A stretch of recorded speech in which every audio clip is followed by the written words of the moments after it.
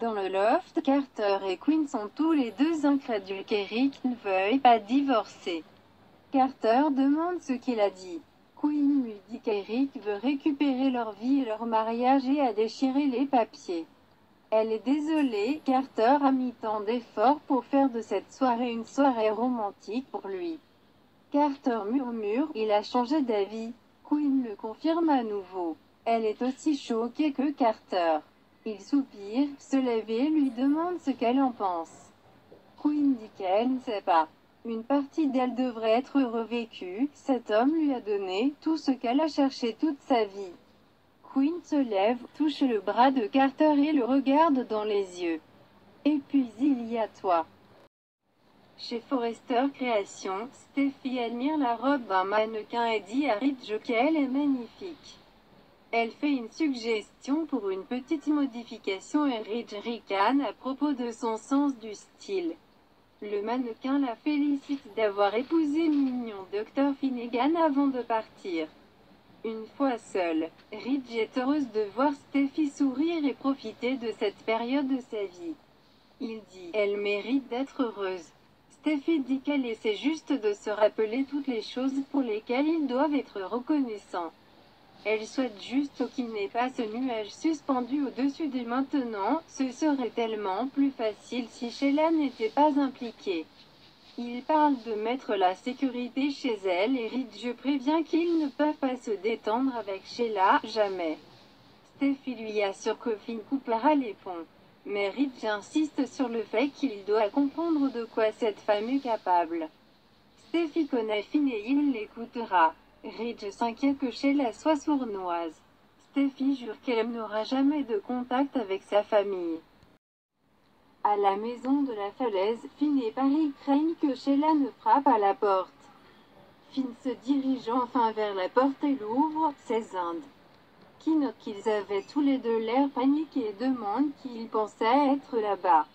Après que Zinde ait renseigné Sheila hors écran. Finn estime qu'il n'a peut-être même pas voulu une relation avec sa mère biologique, il aime ses parents. Zinde dit qu'il comprend ce qu'il pense de ses parents adoptifs. Finn agonise alors que Zinde et Paris regardent avec sympathie. Après, Finn sourit alors que Zinde révèle qu'il est juste venu embrasser Paris et le fait avant de partir. Finn dit à Paris qu'elle devrait aller avec Zinde, mais lui demande une faveur. Ne dis pas à Steffi que Sheila m'a contacté. Il espère que Sheila verra son emoji de cœur et lira qu'elle ne devrait pas le contacter. Finn est inquiet si Steffi le sait. Cela l'inquiétera d'autant plus. Paris accepte de garder le silence. Au loft, Quinn continue de parler à Carter du fait qu'Eric a changé d'avis à propos du divorce. Elle dit qu'elle aime Eric depuis longtemps et qu'il lui donne tout ce qu'elle veut. Elle est déchirée entre lui et Carter. Carter demande ce que Quinn va faire. Elle dit qu'elle n'est pas sûre. Carter dit qu'elle est la seule à pouvoir prendre cette décision. Elle dit qu'Eric est un mari gentil et merveilleux. Elle pense qu'il est un grand homme pour lui avoir donné une autre chance. Carter convient qu'Eric est un homme remarquable, dit-elle, mais il y a ensuite Carter qui était là pour elle quand elle était complètement seule. Ce qu'ils ont partagé était si magique et inoubliable. Carter est d'accord, c'était, Quinn supplie. Qu'est-ce que je fais? Je ne sais pas si je peux revenir en arrière. Je ne sais pas si c'est ce que je veux. Carter demande, est-ce? Quinn répond, Carter. Je ne pense pas pouvoir te quitter. Quinn dit qu'elle est tellement confuse à propos d'Eric. Elle est heureuse qu'Eric veuille travailler sur leur mariage, en larmes. Quinn se demande ce qu'elle devrait faire alors qu'elle réfléchit à quel point c'est incroyable d'être dans les bras de Carter. Carter dit, au fond, je pense que vous savez ce qui doit être fait. Le téléphone de Carter sonne, c'est Eric qui demande s'il a toujours le portrait de Quinn. Carter lui dit qu'il l'a toujours. Il dit qu'il l'a entreposé. Eric lui demande de la porter à la maison, cela peut surprendre, mais lui et sa femme ne divorcent pas.